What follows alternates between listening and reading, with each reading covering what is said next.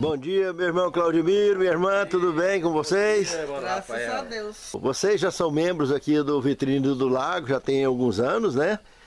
E o que é que vocês acham desse passeio que vocês tiveram aqui? O que é que vocês acharam do Vitrine do Lago, dessa história de vida no campo? Fala uma palavra para nós. É sempre um prazer para a gente estar aqui, né? Aliás, uma honra poder usufruir desse paraíso aqui em dias tão assim conturbados que estamos vivendo no nosso país e o próprio mundo, né? Que já vem mostrando aquilo que realmente a tendência é cada vez a se agravar mais. E então assim a gente busca aqui o refúgio, um lugar de tranquilidade, frutas, né, de frutas, ser bem tratado, ser, né, acolhido da forma que sempre fomos. E então eu recomendo àqueles que puderem ter essa oportunidade de experimentar essa experiência, na verdade, fazer essa redundância aqui, é realmente espetacular, sensacional. Adquirir, né? E usufruir. É vir para conhecer e com certeza será mais um membro. A irmã Noene, ela veio para cá com a dor de cabeça constante há muito tempo. Aí eu ouvi falar que um tal de Dr. Saroba pode ajudar em determinadas questões da natureza. É o que está gravando. Mas vem cá, por acaso a senhora teve dor de cabeça aqui? Não, eu cheguei com dor de cabeça, né? Aí passei o restante do dia e à noite, maravilhoso. Foi medicada, já não só fez a consulta, como né, na brincadeira. Agora eu estou levando as folhas para continuar minha medicação em casa. Também. Para mais especialidades. Então aqui foi completo o passeio aí. Um forte abraço. Frutas, Só né, tem que agradecer tudo. As frutas, né? Tudo. E só não os peixes porque nós não pescamos dessa vez, não viemos para pescar. Mas, veio num dia e voltou no outro. com certeza, bate e volta. Mas na próxima vez, né? Muito obrigado, mais uma vez. Um forte abraço para todos. Fomos bem recebidos aqui. Olá, meus irmãos, minhas irmãs. É uma alegria revê-los através de mais um estudo da Palavra de Deus. Eu gostaria, antes de iniciar esse estudo, de convidá-los para uma palavra de oração. Santo Deus, muito obrigado, Senhor, por este momento tão gostoso que Tu nos concede o privilégio de podermos estudar a Tua Palavra, buscar nela o sustento necessário para a nossa fé. Nos abençoe, Senhor, nos guarde, nos guie durante todas as nossas escolhas em nossas vidas, para que estejamos sempre debaixo da Tua orientação e direção. E que tudo que estudarmos aqui sirva para crescimento nosso na Tua graça e no conhecimento da Tua Palavra. Te pedimos e agradecemos essas bênçãos, em nome de Jesus. Amém. Como comentamos no tema passado, hoje vamos estudar a segunda parte de O Selo de Deus e a Marca da Besta. Agora a parte 2. Se alguém tiver de ir para o cativeiro irá. Se alguém tiver de ser morto pela espada morto será. E aqui está a perseverança e a fidelidade dos santos. Apocalipse capítulo 13, o verso 10. Aqui está mostrando que todas as vezes que essa tal besta se movimentasse na direção de oprimir o povo de Deus, ela executaria decreto de morte contra os rebeldes. Rebeldes, para eles, são as pessoas que não aceitam as imposições, as apostasias religiosas impostas por esse sistema de governo, o papado. Durante 1260 anos de supremacia, ele perseguiu e matou milhares e milhares e milhares. Torturou e matou. E nós vamos ver nesse estudo também, que é algo que eu quero deixar bem claro, que quando nós estudamos no tema anterior sobre a besta, e estamos fechando hoje, a besta, ela tem características com o dragão de ter as mesmas 7 cabeças que nós vimos que são os 7 montes de Roma, comentado no tema passado. Os 10 chifres que tem o dragão tem ela também, que são os 10 reinos que estruturaram esse governo na Europa. A Europa, que antes de ser chamada de Europa, era o Império Romano Ocidental, que os 10 povos bárbaros invadiram e transformaram esse Império Romano Ocidental na atual Europa em 10 países. Só que daí tem um detalhe muito importante. um detalhe precursor que favoreceu essa ocorrência. O imperador Constantino, o responsável por influenciar a Igreja Romana, esse imperador pagão romano, que se converteu ao cristianismo, é como se fosse uma barganha, ele sugerindo que o dia venerável, o dia do sol, continuasse sendo adorado pelos cristãos. E que assim ele fizesse essa mudança na lei, que a igreja, na época, a igreja primitiva, abraçou essa ideia. E aí ambos tinham interesses amplos, colorido de sistema financeiro e de domínio. E Constantino, no ano 330, muda a sede do governo de Roma para Constantinopla, ou Bizâncio. Com isso, Constantino queria fortalecer uma administração que para ele seria braço direito, confiança dele, mas com cunho estritamente religioso, o papado. E mais tarde, Justiniano acabou praticamente entregando a cidade de Roma para o Papa. Poucos anos antes de iniciar, no ano 533, 5 anos só antes de iniciar as agressões e torturas contra o povo de Deus, Justiniano praticamente entregou a cidade de Roma para o Papa. Nós vamos comentar um pouco mais sobre isso no próximo tema aqui. Mas o fato é que, como eu estava dizendo, não é só a semelhança da questão das 7 cabeças que tem no dragão e tem na besta, e que Apocalipse 17:9 identifica o quartel-general da besta, que são 7 montes de Roma, que nós já comentamos no tema passado. É uma identidade com um apontamento geográfico específico. Mas aí vem os 10 chifres da besta e do dragão também, ambos com 10 chifres, representando também esta geografia extraordinária dos 10 reinos. Foi transformado de Império Romano Ocidental na Europa em 10 países. E foi justamente no centro dessa hegemonia toda essa estruturação geográfica, que o reinado foi entregue para um poder político-religioso que adquiriu domínio para atacar toda a face da terra, aonde tivesse pessoas que se rebelassem contra as suas imposições. Mas também essa perseguição que iniciaria no ano 538 se estenderia para o mundo conhecido daquela época, inclusive lá na região do Oriente, lá no Império Romano Oriental também houve muita perseguição, para todo lado. Até aqui no Brasil nós temos história, ali em Goiás Velho, de passagens de gente ser queimada e torturado no período da Inquisição. Em todos os países do mundo conhecido daquela época, teve esse tipo de agressão entre 538 a 1798. Lembrando que as Américas foram descobertas entre o ano de 1440 até o ano de 1500. E nesse período dali para frente, houve avanços de inserções desse poder político-religioso tentando se estruturar nessas novas descobertas. E aonde ele conseguiu prosperar mais foi justamente na América do Sul. E entrou através dos jesuítas, que tomaram frente, essa ordem jesuíta que também comentamos na aula passada, que também comentamos no estudo passado, do tema anterior. Então, veja que a diferença entre a besta e o dragão estão nos diademas. Os diademas é em posição de reinado, né? Então, na besta, na ponta dos chifres, são 10, então os 10 reis que governam a Europa, que dão pleno e absoluto apoio ao sistema do papado. E os 7 diademas do dragão estão nas cabeças, porque só tem 7. E aí vem o cérebro desse sistema de oposição, que é tudo originado do próprio Satanás, representado então pelo dragão. É do cérebro dele, é da mente dele, esse propósito de perseguir. Quando nós estudamos o Apocalipse 17, nós vimos essa questão de maneira muito clara.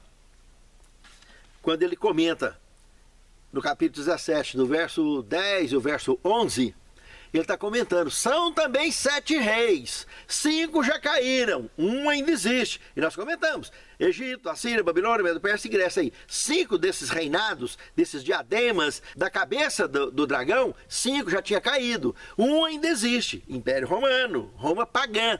E outro viria, Roma papal, mas queria perdição. Logo viria o 8º, que é a besta que sobe do abismo, como ele comenta inclusive no verso 8 também. Desde o verso 8 ele já está abordando por ela, e dali ele torna a repetir, que a besta que sobe do abismo é a 8ª, mas é do 7. Por quê? Porque tudo é besta, tudo é uma besteira só, é a união de Estado e Igreja. E ainda viria a outra, que sobe da terra também, que seria uma 9ª, mas também é do 7, a que subiria da terra, que é os Estados Unidos da América.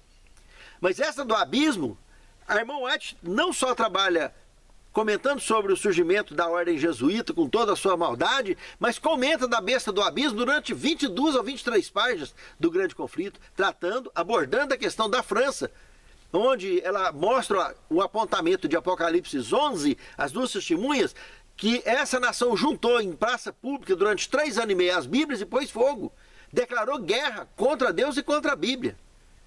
E tem isso em documentos arquivados em museu até hoje. É um país que desafiou a Deus. Então, 3 bestas no Apocalipse, a que sobe do mar, o papado, o que sobe do abismo, que é a França, e a que sobe da terra, que é os Estados Unidos da América. O governo político religioso protestante. As 3 também é a base da ONU. Então não tem para onde agir com outra interpretação, a não ser essa que a Bíblia apresenta com tanta clareza e nitidez.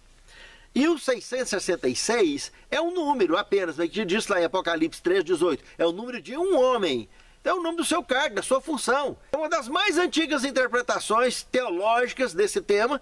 É o que continua valendo até hoje. E tem um monte de crente que já esqueceu disso, ou passou batido, fica tentando arrumar outras colocações que não tem fundamento nenhum, porque a Bíblia está dizendo que é o nome de um homem.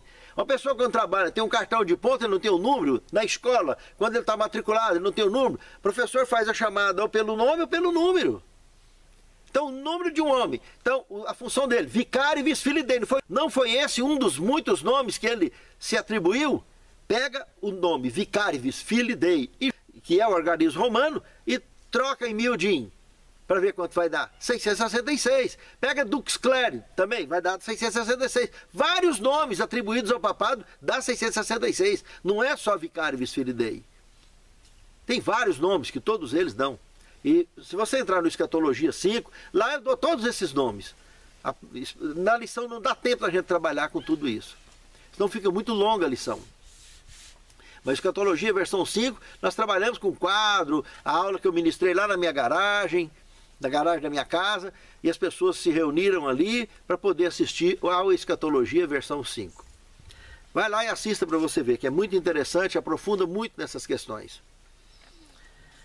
Mas o que o verso áureo está comentando aqui é que esse sistema, besta, essa besta que sobe do mar, que é a principal delas, é a que infiltra com muita força por causa da ordem jesuíta, que é o exército que age de forma invisível nos bastidores do planeta, tanto em igrejas, religiões, hospitais, laboratórios, tudo que vocês puderem imaginar, eles estão infiltrados em tudo, conectado como parte de um grande exército que Satanás montou há muitos e muitos anos, que envolve seres tanto daqui quanto de outros mundos, seres caídos, todos esses conhecidos como demônios, sejam humanos ou extraterrestres ou não. Todos são demônios porque todos são opositores ao governo de Deus. E todos, de igual modo, têm interesse em dizimar com o povo de Deus, em liquidar com o povo de Deus, e oprimir e dominar o mundo. A Terra é um lugar muito alvo dessas potestades, porque dentro da linha santa da profecia bíblica, está bem claro que a cidade de Deus vai descer para cá. E dentro da cidade santa tem 2 árvores da vida. A que sempre esteve no jardim de Deus e a que estava no jardim aqui da terra, quando foi recolhido e levado para lá. Observe lá em Apocalipse 22, de 1 a 5, para você ver. Então, essa árvore da vida protela a vida. É para a saúde e manutenção da vida das nações. Então, não é à toa que no final de Apocalipse 20, do verso 1 ao 10, a gente vê a cidade santa sendo cercada após o milênio, após a descida da cidade santa, para eles poderem tentar atacar. E é quando vai ser dizimado para sempre, exterminado completamente Satanás, e todo esse corja de demônio, dessas potestades da maldade, serão extintas, segundo a profecia, segundo a palavra de Deus, apresenta nesse contexto e em vários outros também, de cunho apocalíptico. Então, o número 666 é o antigo mesmo, não tem outra. É só um detalhezinho. Né? Os grandes detalhes estão na cabeça da semelhança com o dragão. 7 cabeças, 10 chifres, e todos têm poderio, representado por diademas. Um com reinados da Europa, 10 reis, que sustenta e mantém e entrega esse poder a essa besta. E no dragão, governos que atravessaram milhares de anos até hoje, desde o Egito até os dias de hoje. E é interessante que, como a gente percebe o surgimento das Américas, no Apocalipse 12, nós podemos observar em Apocalipse capítulo 13, verso 11 e 12, que essa besta que surgiria teria tanto poder que faria com que a terra toda adorasse a primeira besta que recebeu a ferida da espada e vivia. Mas com um detalhe interessante no verso 12, que essa besta da terra, teria tanto poder quanto a primeira besta, que é a do mar, quando ela estivesse na presença dela para frente. Observa lá para ver. O mesmo que está também mencionado lá no capítulo 17, o verso 3, quando João relata uma prostituta sentada nas costas dessa besta que sobe do mar, que tem 7 cabeças e 10 chifres, lá no deserto, mostrando o encontro delas. Foi a profecia que aconteceu no governo de Ronald Reagan e João Paulo II. É muito, mas é muito interessante observar esse cumprimento profético. E foi dali para frente é que os Estados Unidos expandiu o seu poderio sobre a face da terra. Começou a mostrar mais firmeza, até que juntos eles conseguiram, muita campanha e inteligência, conseguiram derrubar a Romênia, o comunismo na Romênia. Ceausescu, a mulher dele, foi executada, todo mundo assistiu isso na época. Depois a queda do Muro de Berlim, a queda da União Soviética. Cabeça, quem poderia batalhar contra ela? Então ninguém pôde contra, apesar de serem cristãos, apóstatas, mas são cristãos. E aí, com essa queda do comunismo, mostrou que eles têm força realmente. Agora, uma coisa que está comentando aqui no verso 10 do capítulo 13, se alguém tiver que ir para o cativeiro, vai, se tiver que morrer, vai morrer. Vai sim, verdade. Mas sabe, eu tenho certeza absoluta que a maioria absoluta dessas vítimas serão esses que hoje acham que pode ficar em cima do muro. Não decide. Pessoa frouxa, fraco na fé. Aquela fezinha pior do que café. Aquela fezinha mequetrefe. Esses camaradas, para poder, Deus tentando salvar eles, vai deixar eles passar no arroxo da perseguição, para eles sentir na pele o que é acreditar ou não num Deus absoluto.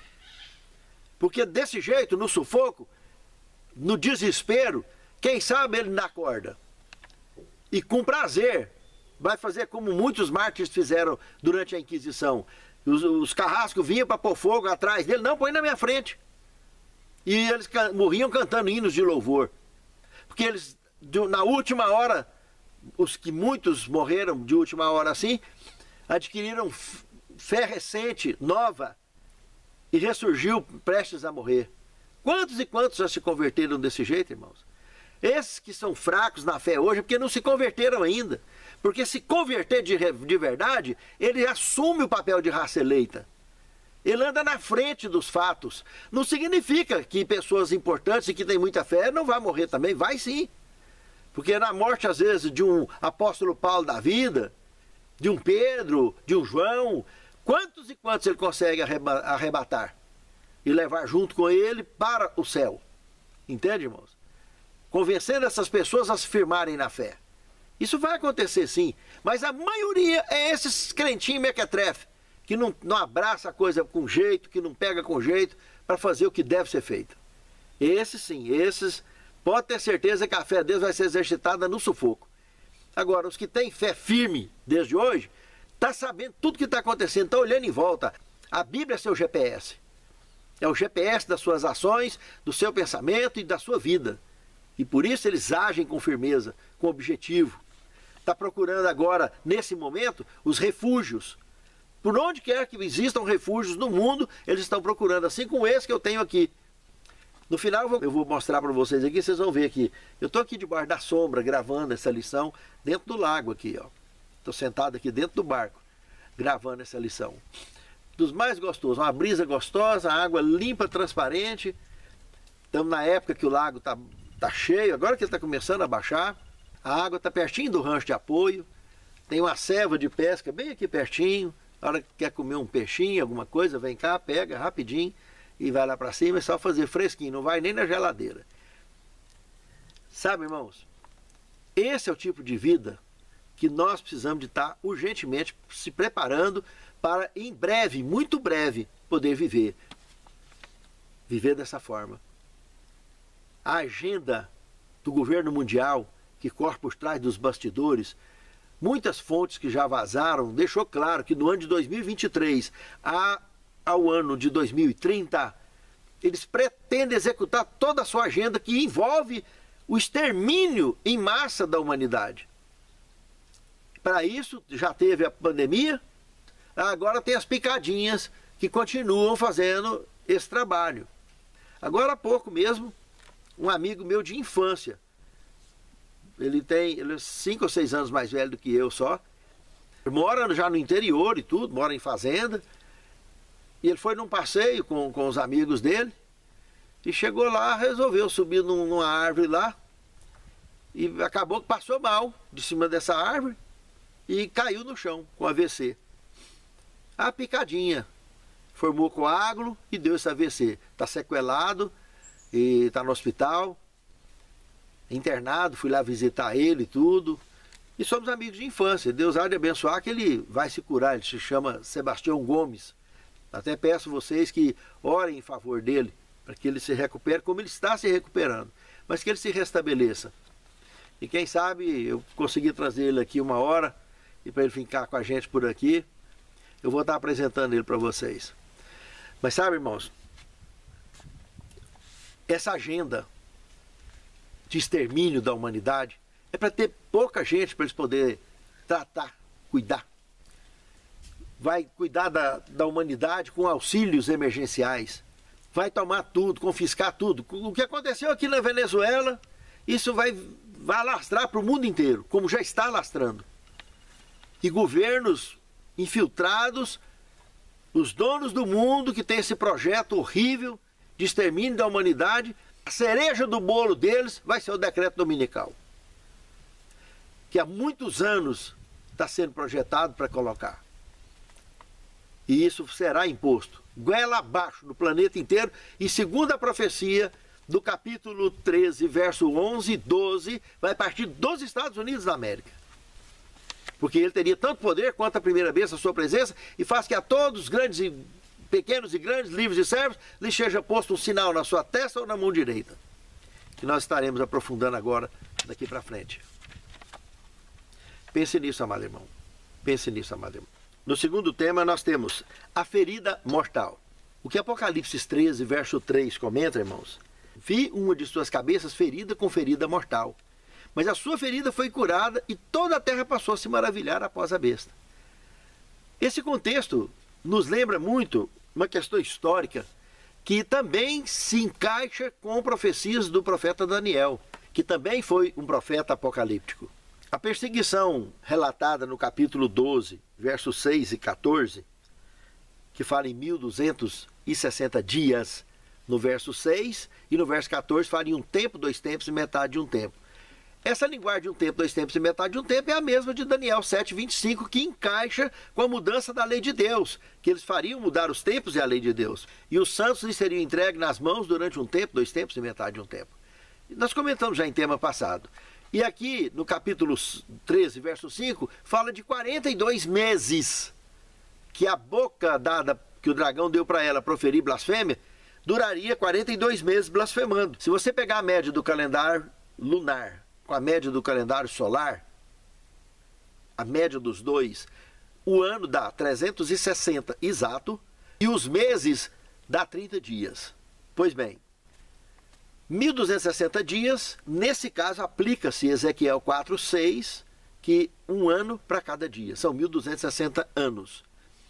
42 meses de 30 dias cada um, vezes 30 dias, então dá também 1260. Um tempo, 2 tempos e metade de um tempo, um ano de 360 dias, 2 tempos o dobro, 720, meio tempo 180, metade 360. Passa a régua e soma 360 com 720 com 180, dá exatamente 1260 anos. Meus amados, 538 começou a perseguição. Noroeste da Itália, os valdenses foram oprimidos, jogados penhadeira abaixo, e foram os primeiros cristãos a serem oprimidos e perseguidos, torturados e mortos pelo governo político e religioso de Roma, o papado. E se estendeu por todo o velho mundo daquela época. Uma opressão terrível, uma guerra terrível contra os cristãos. E aí quando Apocalipse 13, verso 3 fala da ferida mortal e que foi curada, nos lembra só de uma coisa. No dia 22 de fevereiro de 1798, o general Berthier, a mando de Napoleão Bonaparte, invadiu a Itália, prendeu o Papa Pio VI e levou ele para Valença, na França, aonde lá em Valença, em 24 de dezembro de 1801, é que ele foi removido de lá muito doente e morreu. E foi transportado o seu corpo para a Itália. Mas quando fala da ferida de morte, é porque outro substituiu ele, Pio VII. Olha que coincidência, irmãos. Observe aqui. O papado de Albino Luciano durou 33 dias. Somente. E envenenaram ele e executaram. Albino Luciano foi o João Paulo I. Um indivíduo que fazia parte das 100 nomes que estava numa relação que ele ia excomungar, Karol Wojtyła, que se tornou João Paulo II, colocado para substituir Albino Luciani. Que foi toda uma tramóia, e segundo David Alp, o investigador, em uma obra que ele escreveu, intitulada Em Nome de Deus, ele não só dá dados de investigação, que o FBI estava dentro do Banco Ambrosiano apurando o envolvimento deles, esquentando dinheiro da máfia italiana, da máfia americana lá dentro do Banco Ambrosiano, como diversos escândalos registrados na história do papado. Diversos, incontáveis. O livro se chama Em Nome de Deus. Pode acessar ele na internet que você encontra esse livro. E você lê esse livro. David Alp foi contratado para investigar o assassinato de Albino Luciani. E isso foi abafado justamente porque João Paulo II viajou até os Estados Unidos da América, o único que tinha poder, o único país do mundo, o único líder do mundo que tinha poder para abafar essa questão toda. E abafou. No Escatologia 5, a gente estuda mais profundo sobre isso. Aqui não dá tempo, como eu disse. Essa lição já vai ficar um pouquinho mais longa por causa desses comentários. Mas é importante saber dessas coincidências que é muito curioso. Então, João Paulo II veio homenagear João Paulo I. E olha que nível de homenagem, né? Porque o outro era de um padrão de humildade e de sinceridade marcantes na história de um líder. Já o outro estava na relação de 100 nomes que seria excomungado e se tornou João Paulo II, ou então Karol Wojtyła. Aqui, no passado, no que nós estamos vendo aqui na lição, Pio VI, quem substituiu ele? Pio VII. Ou seja, a mesma ideia, o mesmo tipo de propósito que tinha, só que eles agora não podiam fazer da forma que vinha fazendo. Tinha que dar um tempo. E é justamente aí nessa hora que mostra a ferida curada. O papado continuou. Era para ter sido extinto pelo terrorismo que ele emplacou em cima do planeta. Mas não. Os governos, os 10 povos, lembra? Deram seu poderio e autoridade à besta. Então a ferida foi curada. E é ela novamente que está jogando essa parada toda. Meus irmãos, olha aqui. Agora, o último, esse Papa. Esse Papa que aí está, Francisco, é o Papa de ordem jesuíta. Na história do papado, nunca um jesuíta ocupou o papado. esse papado de roupa branca. O jesuíta é papado de roupa negra, vestido de negro, por isso que são chamados de papas negros. E moram dentro do Vaticano, tem o papa deles lá dentro. Desde que surgiu o primeiro papa deles, se chamou Inácio de Loyola, um dos fundadores dessa ordem jesuíta. Foi durante a Inquisição. Ele surgiu e veio tendo papas normal, dos dois lados. Só que hoje eles moram, os dois papas estão dentro do Vaticano, lá na Itália. O Vaticano é um país dentro de outro país, não é só uma cidade. E quando Constantino transferiu a sede do governo de Roma para Constantinopla, enfraqueceu militarmente a região da Itália, propriamente dito, e da Europa de um modo geral. Porque o cérebro administrativo e estrategista do Império passou a focar lá no Império Romano Oriental e achando que ia fortalecer, deixando um governo forte aqui, com base militar também, porém de cunho religioso. E na realidade isso aí só enfraqueceu o Império. E esses 10 povos bárbaros acabaram se fortalecendo dentro do Império e transformou isso aí numa situação terrível. Entre o ano 533 até o ano 538, os érulos, os vândalos e os ostrogodos resistiram para que o papado não pudesse assumir esse nível de poder cedido pelo imperador agora Justiniano, que tinha praticamente doado a cidade de Roma para o Papa e transferido essa administração político-religiosa para toda a Europa. Justiniano completou o serviço que Constantino iniciou lá em 330, quando removeu a sede lá para Constantinopla. Agora, Justiniano acabou de carimbar. Considerou ele o cabeça das santas igrejas da terra. O Papa Francisco, para ele ocupar o governo, para ele ocupar o poder, eles removeram o anterior. No dia 6 de junho de 2012, Bento XVI, diante de mais de 15 mil pessoas, ele deixou claro que o domingo deveria urgentemente ser o dia de descanso do mundo inteiro, de todos os cristãos. E aí ele foi afastado do governo, entra então esse Papa Francisco, e na sua primeira encíclica, conhecida como Laudato Si, ele coloca como foco principal o dia da ecologia, o descanso do domingo, o dia de descanso, para que seja o dia verde, o dia da natureza, o dia ecológico, da natureza descansar, do povo descansar, com a ideia ligada totalmente a questões ecológicas, entre aspas, né? Mas o propósito é infiltrar a guarda do domingo, para fazer o planeta inteiro guardar o domingo, que vai ser a cereja do bolo de Satanás, para oprimir o povo de Deus. A Laudato Si, um papa da ordem jesuíta que entrou e levantou a Laudato Si, defendida já essa tese pelo seu antecessor, que foi afastado para que ele entrasse, um papa da ordem jesuíta. Pense só. Não vê quem não quer. Nós estamos diante de um iminente decreto dominical que não vai demorar nada sair de lá para cá, dos Estados Unidos para cá, para o resto do mundo. E isso, quando acontecer, você já sabe. Se você não tiver num refúgio, num lugar para descanso de fato, para proteção de você e da sua família, o sufoco vai ser feio. E pode procurar, porque Deus tem refúgios assim no mundo inteiro. Aqui no Brasil, refúgio em lugar que não é muvuca de condomínio, que é uma fazenda que eu comprei e loteei para que o povo de Deus possa viver melhor, cheio de montanha, cheio de grota, saída por água, por terra, por tudo quanto é canto, e cercado de fazenda. Não tem condomínios em volta. Pode andar 10 quilômetros aqui dentro do lago, para a direita, para a esquerda, para onde quiser, que não tem condomínio em volta. Só montanhas altas. Nós estamos aqui em cima das montanhas também. E o lago, que é aqui dentro da enseada aqui, tem lugar que chega a 30, 40 metros de fundura.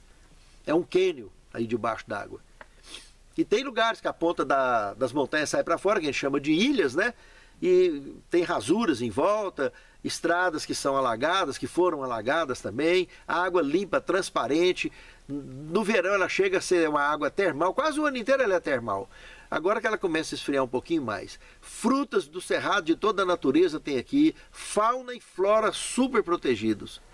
Em um lugar perfeito para que nós possamos atravessar os momentos da crise final que vai chamar a volta de Cristo para interceder por nós de uma vez por todas e nos levar para passar 1000 anos com Ele lá no céu. Esse condomínio que eu montei, já tem 13 anos que eu estou trabalhando, organizando isso aqui, que eu montei pela fé, eu não tinha dinheiro para poder fazer o que eu fiz e chegar onde eu cheguei. Tudo que eu consegui aqui, eu atribuo exclusivamente, completamente à direção divina. E hoje nós temos aqui o nosso refúgio. Nós não vamos precisar de auxílio emergencial, nós vamos poder trabalhar em conjunto aqui, em harmonia, uma comunidade cristã. Aqui é um lugar preparado para as pessoas que têm essa mesma mentalidade, que tem um lugar de paz, um lugar de sossego, e que a gente possa ter hortas coletivas aqui, como eu já estou plantando, hortas coletivas, já depois vou mostrar para vocês, as bananeiras que eu plantei aquele dia, preciso ver que gracinha que tá, as canas estão brotando, mandioca brotando, bonito mesmo, e vamos aumentando devagarzinho. E estou construindo a minha casa, e outros irmãos também já estão vindo logo em seguida para construir também. E aqui é um lugar pequeno, não é grande. Não demore, porque depois pode não ter mais. É bem pequenininho aqui. Os condomínios de beira de lago é coisa de 700 unidades, 1.500 unidades. O meu tem só 100 e poucas unidades. E eu vendi 30 e poucas já. E tem um lugar dentro do meu projeto aqui para receber os humildes do Senhor que não têm condição de comprar nada. Eles ficarão acampados na área de reserva, que eu deixei uma reserva bem grande, muito grande, uma reserva do condomínio, que eles poderão ficar acampados. Na reserva não pode construir nada na reserva, mas terá espaço para acampar. Logo que começar o decreto dominical, eu vou cadastrar as famílias, para que possa ficar ali famílias de pessoas humildes que não têm condição de adquirir nada. E a área loteada, então, as pessoas que têm condição de adquirir, eu facilito, não cobro juro e nada, e estou fazendo a preço de custo, para que as pessoas saiam das cidades e tomem essas providências.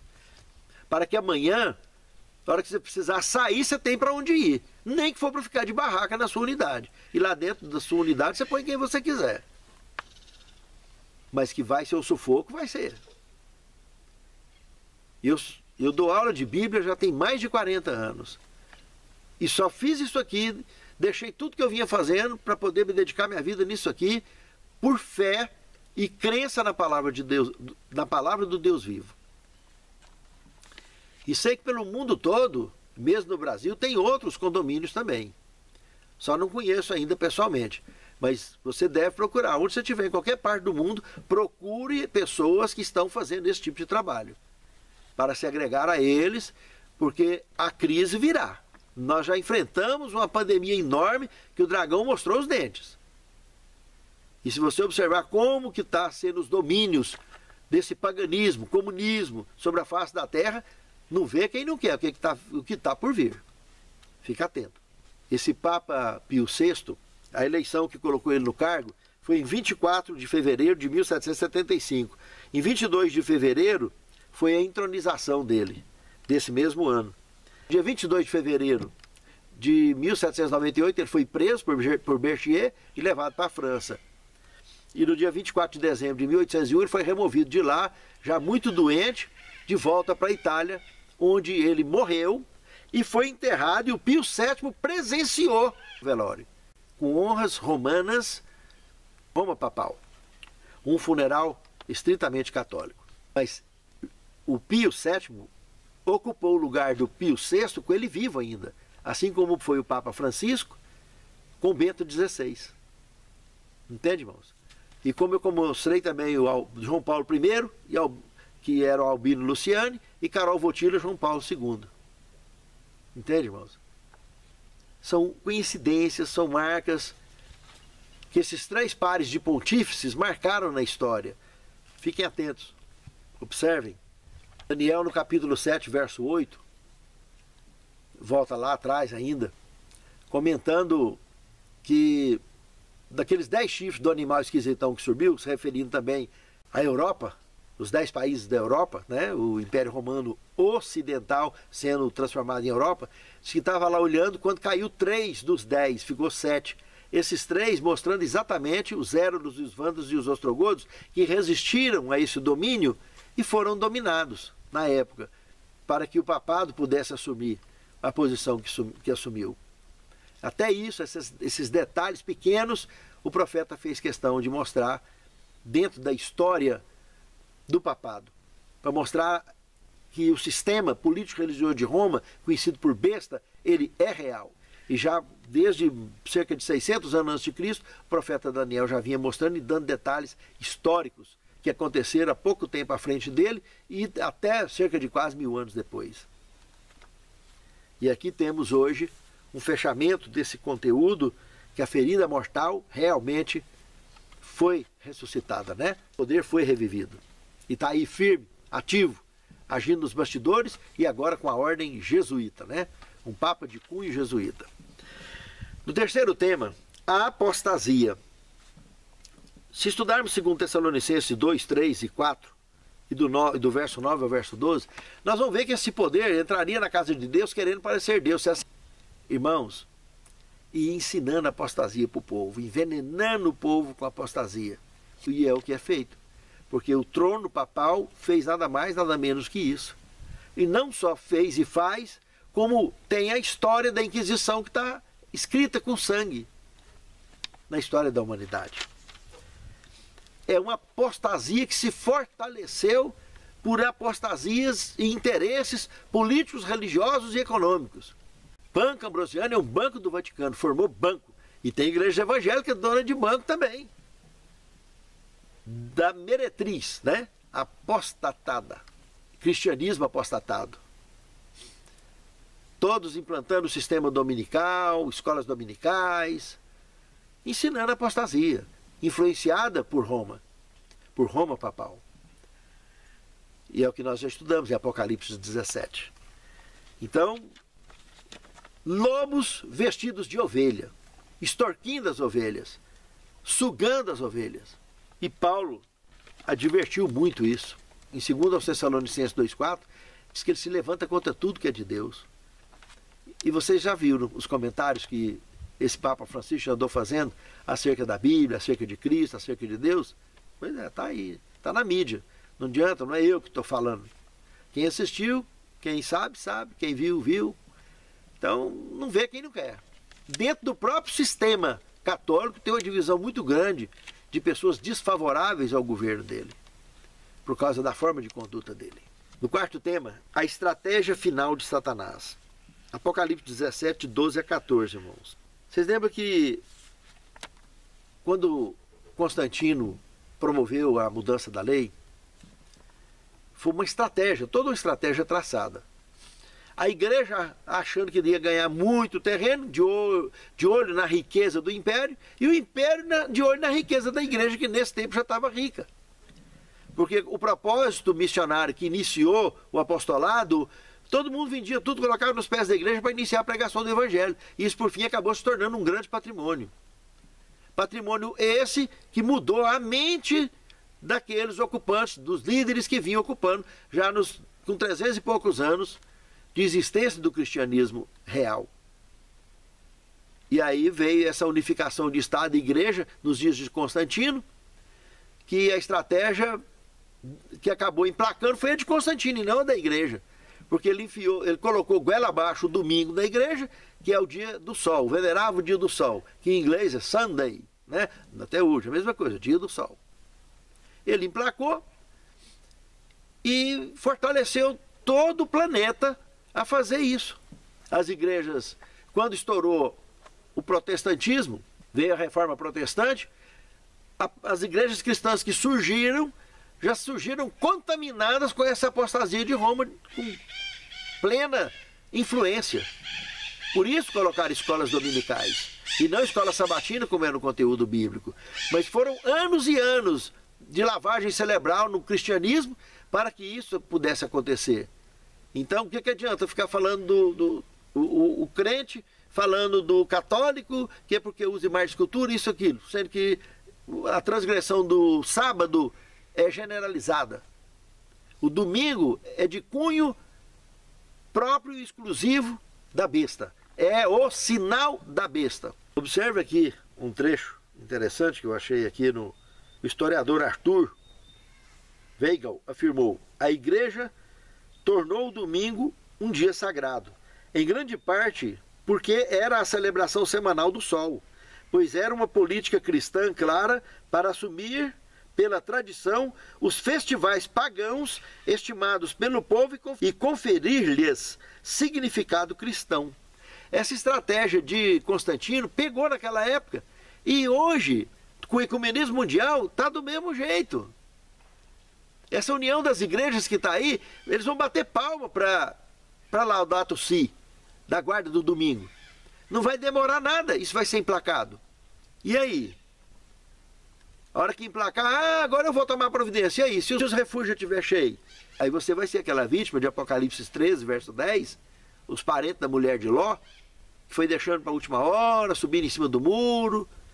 Depois, a hora que desce, vai descer de que lado? Vai descer no sal ou vai descer no fogo? Porque Ló não pode olhar para trás e nem as outras duas filhas dele. Ela também não deveria. Essa turma fraquinha na fé é as parentes da mulher de Ló. Está empurrando com a barriga até onde der para ir. Está igual a lagartixa andando em cima de muro o tempo todo. Não quer nem andar no chão. Com medo de perder a visão dos dois lados.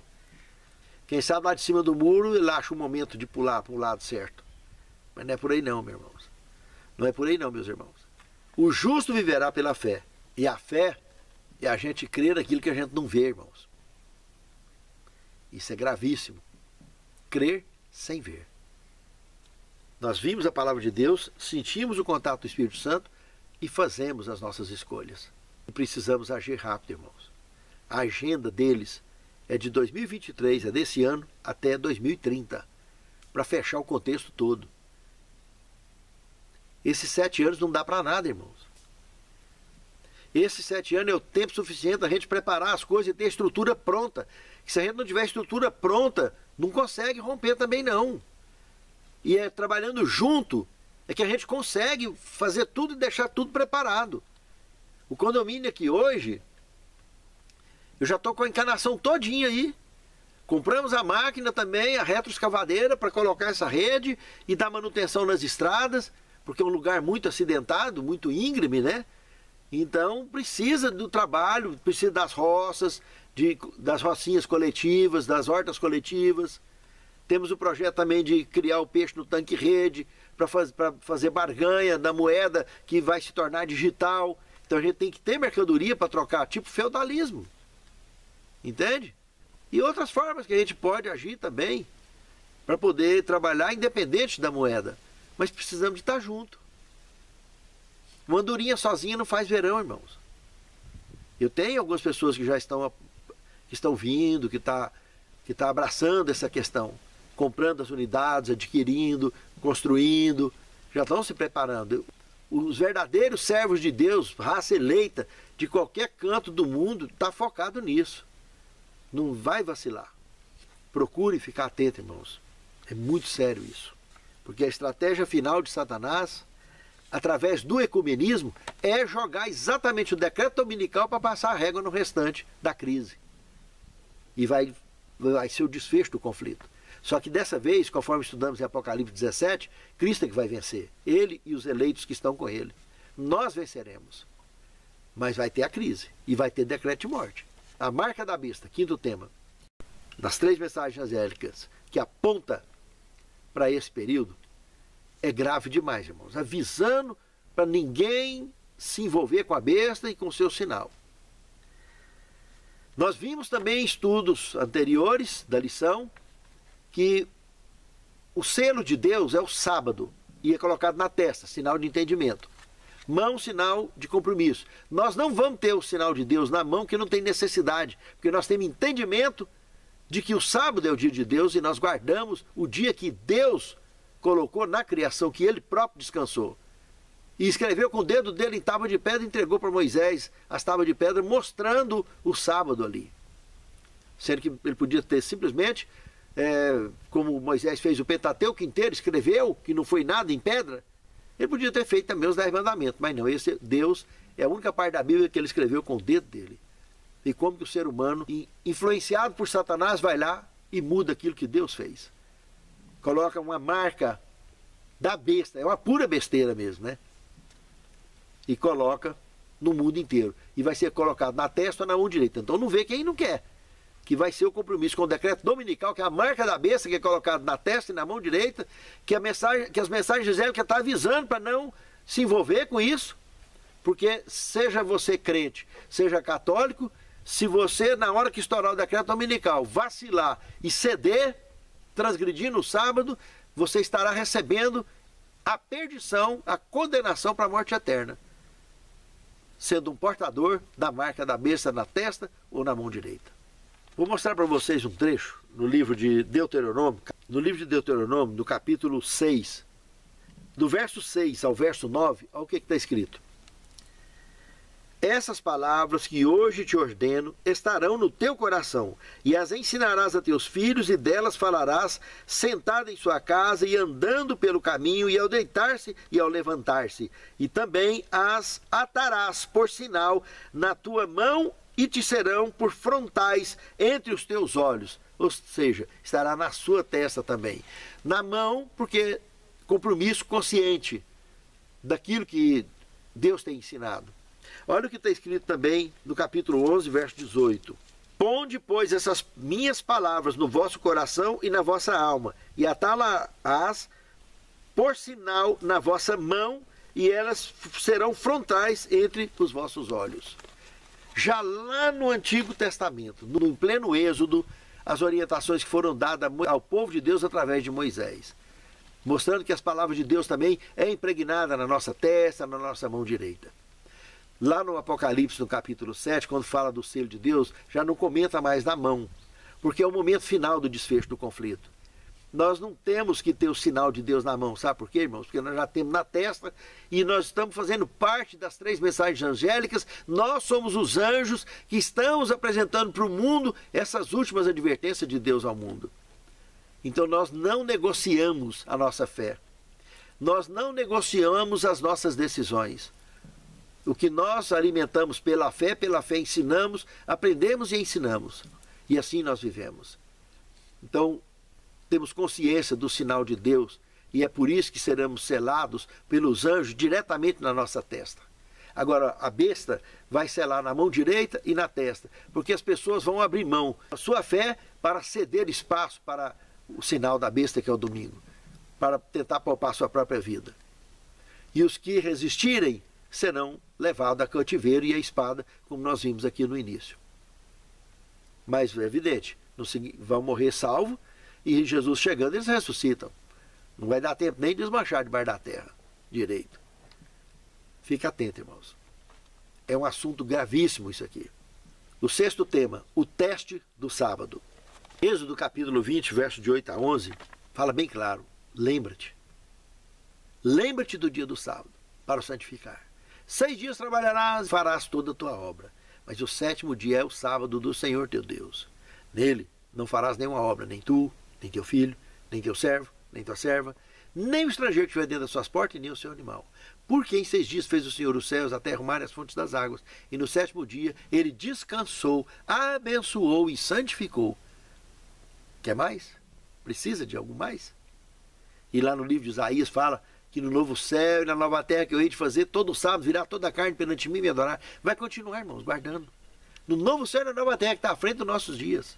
Isaías 66, 22 e 23. Isso não é assunto para ser discutido em boca de mortal, não, irmãos. Ou obedece ou cala a boca.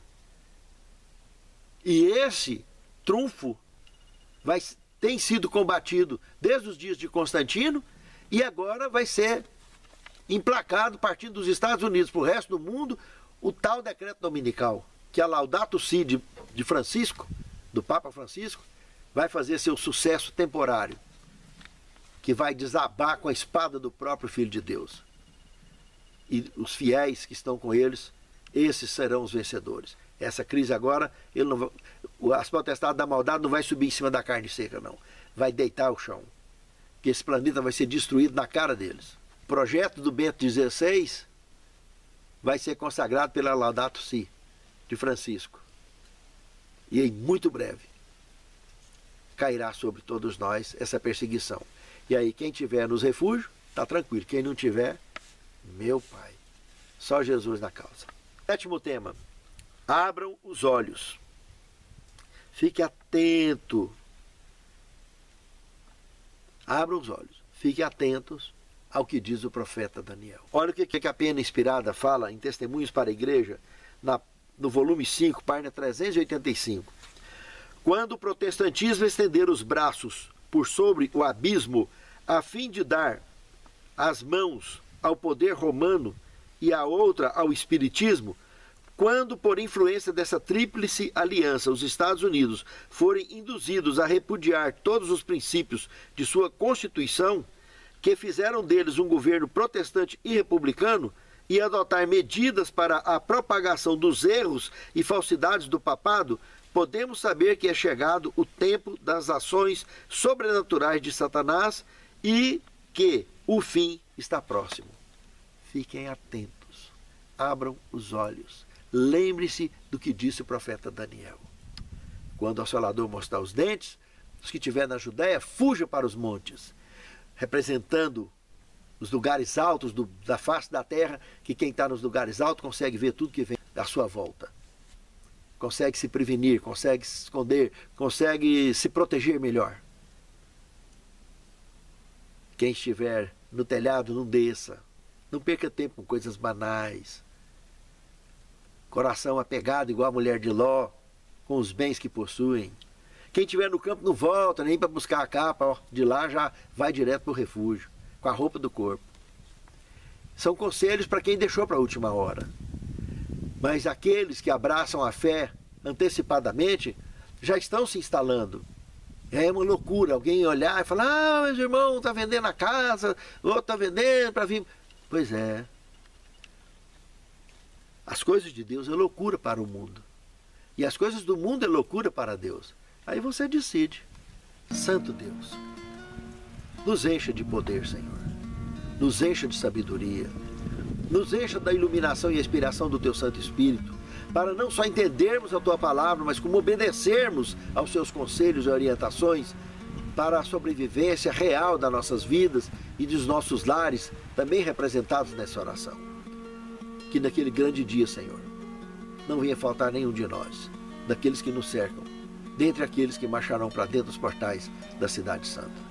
Te pedimos e agradecemos essas bênçãos, em nome de Jesus. Amém, Senhor.